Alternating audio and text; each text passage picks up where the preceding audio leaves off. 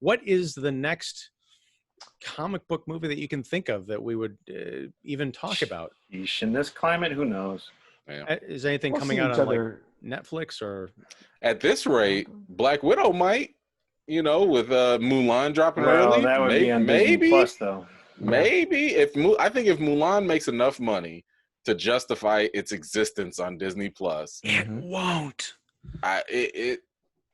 Look, I don't personally think it will. I ran the numbers. What was it like on my poll, subscribers, right? comicbook.com's poll, Variety's poll? It was 14%, 14 to 15%.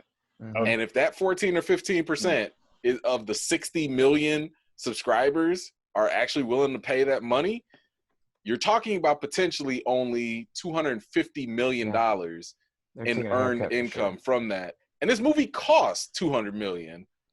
Yeah, you're not sharing the revenue with the theaters and stuff, but to do all that work for only $50 million in profit. And it was just announced that Disney is probably not going to be releasing any 4K Blu-rays, or I don't know if that means Blu-rays in general or just 4K Blu-rays. Yeah. And that has to do with like Fox stuff too. So you probably you'll probably, if you were ever wishing for The Abyss on 4K Blu-ray, good luck. But it's like now they're just hoping that like the draw would be pay $30, you have it indefinitely on Disney Plus. But look, I'm still, as you can probably see behind me, I'm still in physical media, and I'm like, I don't know. I don't trust the cloud. I don't trust digital media. If they decide to change their mind, they could easily take that away from us. I know what our next comic book movie is. New Mutants. Nope. Oh, good luck. Nope. Like when? How? Are you saying you wouldn't watch it, or you're saying it's not coming out? No. It's like it's been pushed back so many times, and even recently they released that now. It's contractual. Tickets, teetering here, it's contractual. They can't do it. Wow. So there's Josh Boone, the director. Yeah. He somebody literally asked him because there was like a leaked trailer that came out, or supposedly a leaked trailer saying that New Mutants was going to come on Disney Plus. He said, to his knowledge, it's fake, mainly because of the Fox Disney deal where HBO has first dibs on New Fox. Mutants to drop. So what that means is, or at least the implication is, because of their agreement, New Mutants has to drop in theaters. Because let's be honest, there's no reason why they wouldn't, just drop it, because they've already dropped the whole X-Men catalog. But for this one particular one, they have to drop it in theaters. Otherwise, there's some sort of big fee, I'm assuming, that Disney would have to pay, probably to HBO, if they violate that in some way. And I'm assuming that Disney is like, New Mutants isn't worth paying XYZ fees, to another company just so we can drop it first on our platform. Like, it's not, so I think they're just going to be like, we'll just wait. It's probably not going to be canon anyway. So by the time we drop it, hopefully it'll be sometime in 2021 and we could make something from it. Let HBO have their time with it. People won't care because we'll already be moving on. So I wouldn't hold my breath on New Mutants. Things can change, of course, but I just... Yeah. Well, when you say theaters anyway, I mean, all you're really talking are drive-ins. So. If that. Right now, If now, that. Let me take this real quick back to Mulan, because I've been thinking about this. $30. Now, there's a question, because it's $30 if you're a Disney Plus subscriber, you pay $30 extra, and then you've got it to watch as many times as you want, as long as you have a Disney Plus subscription.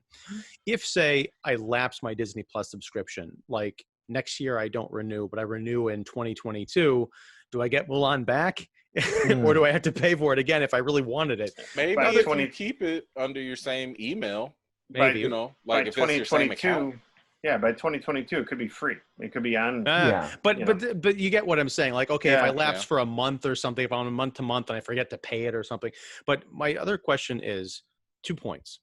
One, if instead of Mulan, they had put Black Widow at $30, those numbers go up, I assume, as far as people paying for it? Easily. Yes. I would say EMan Hamilton. If they would have charged money for Hamilton would have been the roof. best one for them to do this with. You if make they it had half done the that with price of Hamilton, the theater ticket, people come in droves. People are already paying $600 something just to do Hamilton. Yeah. You know, like to drop it on Disney Plus and say it's only $30 and it's with the original cast. Mm-hmm. Easy money that they missed out on. They missed a ton of money. I think that they were too weary about, I don't know if this is going to work. Let's just drop it here. Well, it wasn't set for theaters in the fall? What's that? Next year. It was supposed to be next year. It was supposed to come out in theaters next year. Maybe. Wow. Yeah. My other question is, if Mulan had been $15 or $10, do you get the tidal wave of people saying, yeah, I'll pay $10 to own Mulan? Because I think it's a bad calculation. I mean, if you're going to get 14% of this, multi-million subscriber base, because they're like, everyone else is like, $30 is ridiculous for a movie that I might watch once, but I'll pay 10 or 15 extra bucks. Then you get, like, instead of 14% paying that, you probably get that 30, 86% buying it, and then you make your money back. Think about like just general rental fees. General rental fees are anywhere from like $3 to $6, and that's after that 90-day window. Even for the most premium of content, Trolls when that dropped, or The Hunt, or all those things, like when we first started getting into this pandemic, the highest was only $19.99 for premium content. So the fact that you jump even what was already considered kind of high, that's where I think a lot of this pushback is coming from, especially for a property I would argue was not that high in demand. Because the moment they took Mulan and made it more mature rather than more comedic and animated, in that sentiment, you already started to lose a portion of the population. I don't know if my girls can go watch this Mulan or not. Until you watch it. I mean, you watch the cartoon, but like if this one is going to be more serious and more dramatic and more, war-filled and stuff, the attention span of my 6-year-old and my 3-year-old might not be the same compared to when they're watching Mushu, in the animated version. So exactly. I think that there is kind of losing people, especially when people argue and say, but yes, I'm paying $30 for my family, and that's just $4 or $5 each a head. But then again, this is a different type of Mulan where you might not take your whole family. Right. So that factors in. Yeah. Then again, on the flip side, that's kind of the draw to me. It's like out of all these live action remakes, this is the one I was the most curious about because it seems like they were taking such a different turn. Yeah. A real reimagining for a change. Thank God they didn't have this, Eddie Murphy sidekick.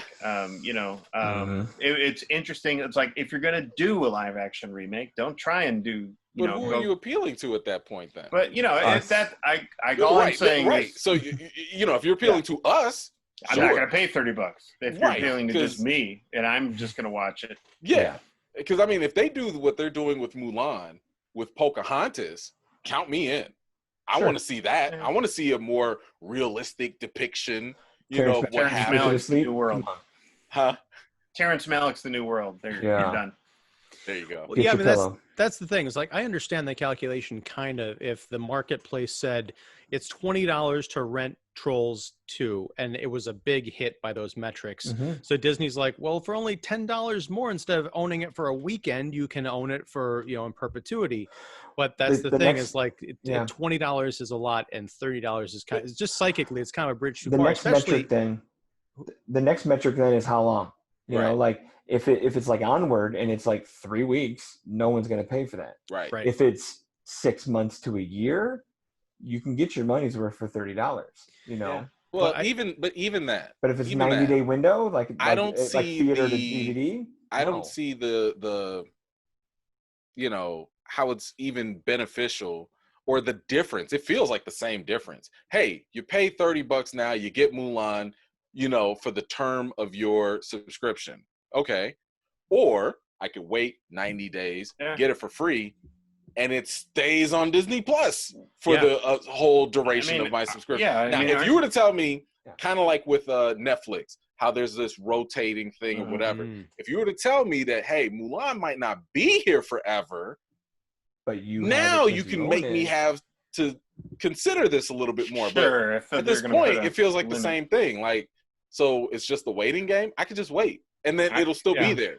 Aren't you going to feel kind of like a sucker if you pay $30 and then like in 3 months or 2 months, it's going to show up on the queue? That's what I'm saying. Yeah. Unless it's something like Black Widow or a Marvel property, something that has I don't want to say built-in FOMO, but something that does have a level of appeal and a fan base that is, I would say, more sensitive to the timing of things. Like they want to see these things early, especially if it coincides with their new series and stuff like that. Right. Now you can kind of justify that price tag, but there isn't. You don't have those intangibles with Mulan. Well, if I watch Mulan today versus next year, there's no difference. If I watch Black Widow today versus next year, but then I miss out on WandaVision and Falcon and Winter Soldier, and all those things happen to tie in, there's a disconnect at that point. So my big thing is kind of the rewatchability factor. In addition to the tie-in portion, which is an excellent point, but like if you watch Mulan, even if it's great, are you going to go back and watch it again enough times to justify $30? And I don't know. Versus physical media, like David's saying too. That is the family factor, because the animated Mulan, my kids watch it on repeat 3 times a week. No question. Yeah. If that were the case, sure, I don't mind buying it because they're making up the value with all the rewatches. I don't see that happening with this one. Yeah, I mean, Frozen 2, or like if it came out in 2020 instead of 2019, then you can totally charge $30 for Frozen 2. Everyone's going to be watching that. 100%. Yeah. I'm not surprised in a good way, and I'm curious to see if it spreads. These streaming services like Disney Plus start to do like their own, Vudu or Movies Anywhere wing, where there's things you own and then there's things you stream, and it's kind of under the same roof. I'm not surprised that business model is not evolved. I like this evolution of a business model if they can pull it off right. Well, I still don't even get that. Isn't Vudu still a thing? Didn't they go out of business? No, they're still a thing. Or was it Walmart that went out of business with it? One of them did. It's somebody crashed and burned with that. Yeah, I think it was Ultraviolet. I think Voodoo's still around. I think it was Ultraviolet died. Yeah, but fortunately, because I think maybe Vudu bought Ultraviolet or something, you were able to transfer all of your content over to the one that's still around. It doesn't trust digital, and I don't blame them. Because it falls through and poof, there goes your purchases. Well, what you're describing, Don, is pretty much what Amazon does. I mean, you have your Amazon My Stuff or library, where if you bought something that was digitally cheap that you think you want to rewatch for $10 or whatever, it's there for you if you ever want to rewatch it. Disney hasn't gotten to that yet.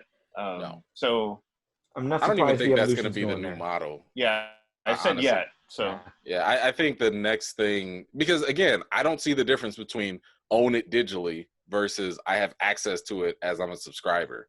Like, unless I can access your platform and not pay for it, that's you different. Gotta make some exclusivity, or it doesn't matter. You're probably, you're not going to get that kind of access to me. Or the only main draw is that how things disappear each month. If they even do that. But at this point, Disney is so far behind in terms of quantity of content compared to Netflix. Anyway, there's no way you're going to even come close. I mean, any of the streaming platforms for that matter. I mean, if you go to Apple Plus, it's dry. It's bare, over there. Amazon is struggling too. Amazon Prime it's a lot of stuff with little quality. I would. That's why I'm a library guy, but that's like I'll do Hoopla and Canopy and Smoke for free versus Disney Plus, which has such limited stuff. Now, don't get me wrong, I'm going lesser and obscure and not all that brand of things, but you can't beat free. So I used Hoopla this week to rent a movie that I would have paid $4 or $3 on Amazon Prime, but it was just right there. Yeah, I'm one of those guys. Yeah, I'm one of those guys. I don't even know how to use Hoopla. I've been meaning to go to the library and have somebody show me how to use it on my app. I'm like, I don't even know if I have an active library card anymore. That's how pathetic I am. You're gonna need that. Yeah. Yeah, I'm on my wife's account, so I don't even know how it's set up either. Oh, I hustled it. Each of my kids have one, and I have one. I have like 30 credits of Hoopla on mine. And you're watching your X-Men animated series. And I'm watching that on Disney Plus, which we finished the other day, which was wonderful. We're on Spider-Man. Took your advice. Nice. All right, guys. Well, thank you again. This was a nice little bonus show tangent. Yeah. It's been a fun project. Yes. Oh, yes. I feel the power of our camaraderie here. But no, whatever we talk about next, I'm sure it'll be fun. And I always appreciate you guys coming on. So thank you very much, and have a wonderful evening. All right, guys. Take care. Thanks. See ya. Bye.